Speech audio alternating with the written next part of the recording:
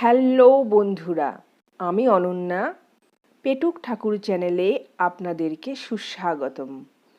আজকে আমি রান্না করব খেজুর আর তেঁতুল দিয়ে এক বিশেষ চাটনি। আসুন শুরু করা যাক। একটা পাত্রে তেঁতুল আর খেজুরগুলোকে আমি সেদ্ধ করে নেব। তো 500 গ্রাম মতো জল আমি গরম করে তার ভেতরে দিয়ে দিচ্ছি 150 গ্রাম তেঁতুল। বাজার থেকে আমি তেঁতুলটা এরকমই কিনেছি। আর দিয়ে দেব 100 গ্রাম খেজুর। খেজুরটার আমি আটিগুলো বার করে নিয়েছি, কিন্তু তেঁতুলটা চিপচিপা ছিল বলে আমি আর হাত দিইনি, একেবারে জলে দিয়ে দিয়েছি। সেদ্ধ করে তারপর আমি আটিগুলো ছেঁকে নিয়ে নেব। এবারে একটা পাত্র চাপা দিয়ে মিনিট 5 আমি সেদ্ধ হতে দেব তেঁতুল আর খেজুরটা। এইভাবে আধা ঘন্টা রেখে দিলেই তেঁতুল আর খেজুরটা খুব ভালোভাবে সেদ্ধ হয়ে যাবে আর ঠান্ডাও হয়ে যাবে। তখন হাত দিয়ে এইভাবে ভালো করে কচলে কচলে নিতে হবে। আমি আগে থেকেই কিছুটা কচলে রেখে দিয়েছিলাম। আপনি চাইলে একটা পাত্রে জল দিয়ে আগের দিন তেঁতুল আর খেজুরটা ভিজিয়ে রাখতে পারেন, তাহলে ওটা মোলায়েম হয়ে থাকবে, সেদ্ধ হতে বেশি সময় লাগবে না, তাড়াতাড়ি আপনার কাজ হয়ে যাবে। এরপর আমি তেঁতুলের খোসাগুলোকে এইভাবে চিপে চিপে নিচ্ছি, সাথে তেঁতুলের বীজগুলোও আলাদা হয়ে যাচ্ছে। এবার বাকি যে পিউরিটা থাকছে সেটা আমি একটা স্টেনারে, জুস ছ্যাঁকা স্টেনারে এইভাবে স্টেন করে নেব। এটাতে একটু সময় বেশি লাগে। আপনার বাড়িতে যদি কোনো মশারি ছেঁড়ার জাল থাকে বা অনেক সময় ভালো জাল থাকেও, তো সেটাতে ছেঁকে নিলে অনেক তাড়াতাড়ি হবে কাজটা।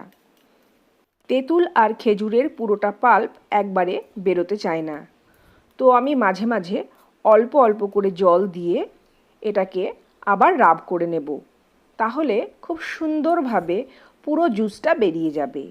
দেখুন পুরো ছিবড়ে হয়ে গেছে আর কত ঘন একটা পাল্প বেরিয়েছে। এরপর আমি একটা কড়াইয়ে 1 টেবিল চামচ তেল নিয়ে নিচ্ছি। আমি সাদা তেল ইউজ করছি, তো আপনি চাইলে সর্ষের তেল ব্যবহার করতে পারেন। আমি দিয়ে দিচ্ছি হিং ফোড়ন। তো 1 চামচের 4 ভাগের 1 ভাগ হিং ফোড়ন দিয়ে আমি তেঁতুলের যে পাল্প সেটা কড়াইয়ের মধ্যে ঢেলে দিচ্ছি। এরপর আরও 250 ml জল আমি কড়াইয়ে দিয়ে দেব। পাল্পটা আমি একটু নাড়িয়ে চাড়িয়ে ফুটে ওঠা পর্যন্ত অপেক্ষা করছি। পাল্পটা ফুটে উঠলেই আমি অ্যাড করব 150 গ্রাম চিনি আর 150 গ্রাম গুড়।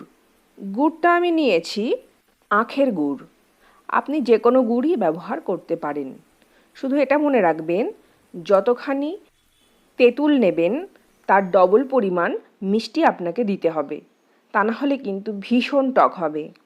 আমি যেমন অর্ধেক নিয়েছি চিনি আর অর্ধেক নিয়েছি গুড়। 1 চামচ সাদা লবণ আর 1 চামচ বিট লবণ আমি দিয়ে দিচ্ছি। আর দিচ্ছি 1 চামচ কাশ্মীরি লঙ্কার গুঁড়ো।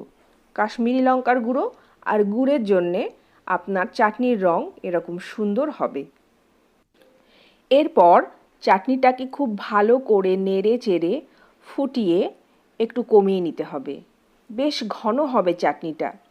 যদি আপনি স্টোর করতে চান তাহলে আরও একটু ঘন করবেন, আর যখন ব্যবহার করবেন তার ভেতরে একটুখানি গরম জল মিশিয়ে পাতলা করে নেবেন। চাটনিটা কিন্তু একটু পাতলা পাতলা খেতে ভালো লাগে। গ্যাসের আগুন নিভিয়ে ভাজা 5 ফোড়নের গুঁড়ো 1 চামচ দিয়ে দিচ্ছি। চাটনিটাকে খুব ভালো করে মিশিয়ে নিচ্ছি। হিং ফোড়ন আর 5 ফোড়নের গুঁড়ো আপনার চাটনিটাকে আলাদা এক মাত্রায় পৌঁছে দেবে। অসাধারণ স্বাদ হবে আর দারুণ একটা ব্যালেন্স গন্ধও হবে। চাটনিটা যেহেতু আমি স্টোর করব, সেই জন্যে চাটনিটা আমি ঘন করেছি। দেখুন একটা চামচের পেছনে ঠিক এরকমভাবে লেগে লেগে থাকবে, এতটাই ঘন হবে। এই চাটনিটা যে কোনো তেলে ভাজার সাথে ফুচকার সাথে অসাধারণ জমে যায়। আর ভাত খাওয়ার পরে যদি 1 চামচ খেয়ে নেন তবু অনেক তৃপ্তি পাবেন। রান্নাটি ভালো লেগে থাকলে অনেক ভালোবাসা জানাবেন, আপনাদেরকেও অনেক ভালোবাসা।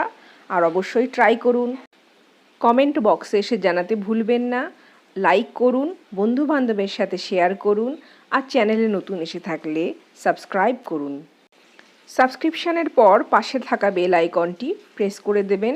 আমার পরবর্তী ভিডিওর নোটিফিকেশন আপনার কাছে সবার আগে পৌঁছে যাবে। নমস্কার।